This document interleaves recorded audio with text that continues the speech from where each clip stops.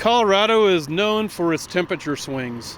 One day it's 85 degrees, and the next, well, you get the point. It's not sure if it's raining, sleeting, or snowing right now. But rapid temperature changes can have a negative impact on Greeley's water system. Water line breaks, however, can happen at any time throughout the year. So with me today is Brandon Valenciano. He's a project coordinator with the City of Greeley's Water and Sewer Department. So Brandon, for emergency repairs, how soon is it that crews are on scene, and what has to be done before repairs can actually begin on the water main break? So our crews are on scene in 45 minutes or less. Once they get there, they assess what's happening, what kind of damage control we need to do, and then they go into calling for 811 locates. That means Atmos, Excel, CenturyLink, people like that. Those take 2 hours to be completed or longer, depending on what's going on. While those are happening, they'll call the crews. We have equipment operators and lots of qualified staff on hand. They start making phone calls to get people in. They start mobilizing equipment. We really try hard to have everything on site when the locates are done so that we can start digging right away. But it doesn't always work that way. And what size of crew usually comes out, like 2 a.m.? It could be like at noon, but how many people are coming out on scene to make that initial assessment? The initial assessment is 1 or 2 people. And then when we actually get people coming to make the repair, it's usually a crew of 5. Depending on the severity, sometimes it's all hands on deck because we need to get it back in service pretty quickly. All right, right now we're out here on 20th Street, just east of 47th Avenue. So late March, there was a water main break here.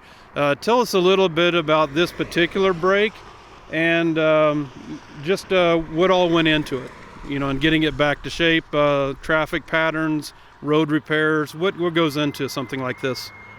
So this one in particular happens to be one of our largest water transmission lines that delivers water to our treated water reservoirs and then makes it possible for the team to give out water to all the residents. This one came in pretty early on a Saturday, and we quickly discovered that it was much worse than what a normal water main break was. So we immediately mobilized our traffic control. We got 2 crews on site so that we could start digging it up, putting it back in service. We worked from about 8 a.m. to 5 a.m. the next day on Sunday, making the temporary repairs on the steel lines so that we could put water back in it and start delivering water the way that we're supposed to. The following Monday, we went to our engineering staff and showed them what was going on and identified that we needed to take the route of replacing about 180 feet of water main so that we could get rid of stuff that was installed in the 60s and put in newer materials that's more resilient, makes it easier for us to work on, and make it safer and more reliable to deliver the water where we want it to go. Okay, great. So this was an emergency water main break, but not all water main breaks require that immediate of a response. So when you have the time to plan for these projects to ensure that Greeley's water system remains resilient and strong, what kind of thought goes in and planning goes into those types of projects? There's lots of things that go into it. The leak history that we have already that's been in the area, the age of the pipe, if we know that there's some soil conditions that are bad.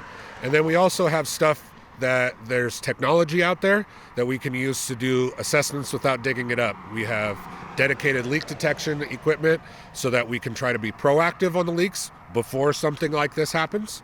And there's many other things that we do working with the engineering staff, other contractors around, so that we can truthfully understand what we have, make really good plans so that in the future we can replace it or repair it before we have a major catastrophe on our hands. Okay, well, thank you, Brandon. To stay up to date on Greeley's projects, traffic impacts, and other urgent news, you can follow the City of Greeley's Facebook page.